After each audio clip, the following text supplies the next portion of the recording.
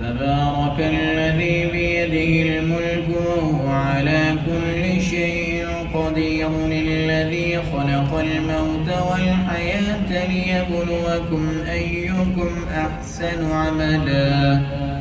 وهو العزيز الغفور الذي خلق 7 سماوات طباقا ما ترى في خلق الرحمن من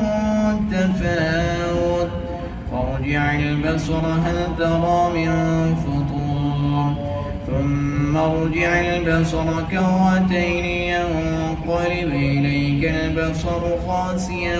وهو حسير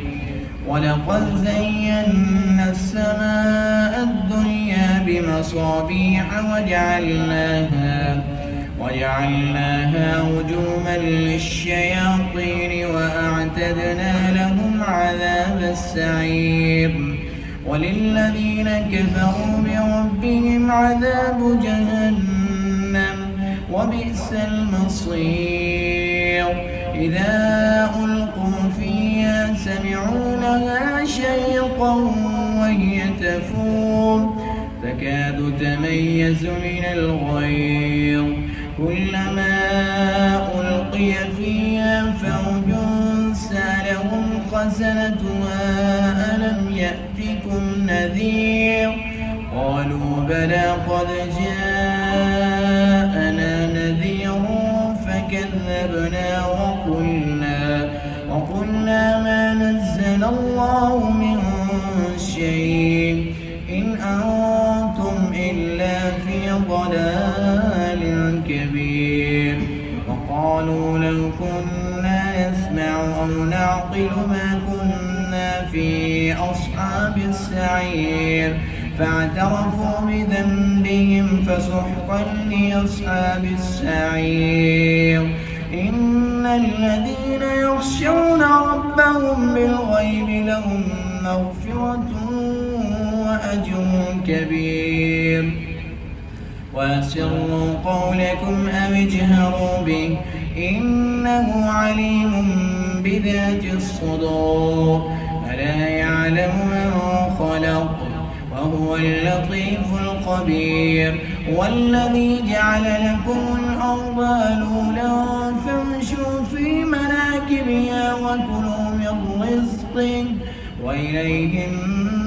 النشور أأمنتم من في السماء أن يخسف بكم الأرض فإذا هي تمور أم أمنتم من في السماء أن يرسل عليكم حاصبا فستعلمون كيف نذير ولقد كذب الذين من قبلهم فكيف كان نكير أولم يروا إلى الطير فوقهم صافات ويقبض ما يمسكهن إلا الرحمن إنه بكل شيء بصير أمن هذا الذي هو جند لكم ينصركم من دون الرحمن إن الكافرون إلا في غرور أمن هذا الذي يرزقكم إن أمسك رزقه بل لجوا في عتو ونفور أفمن يمشي مكبا على وجهه أهدى أمن يمشي سويا على صراط مستقيم قل هو الذي أنشأكم وجعل لكم السمع والأبصار والأفئدة قليلا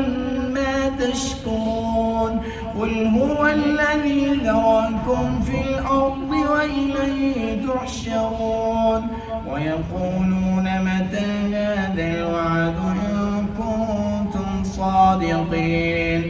قل إنما العلم عند الله وإنما أنا نذير مبين فلما رأوه زلفة سيئة وسيئت وجوه الذين كفروا وقيل هذا الذي كنتم به تدعون قل أرأيتم إن أهلكني الله ومن معي أو رحمنا فمن يجير الكافرين من عذاب أليم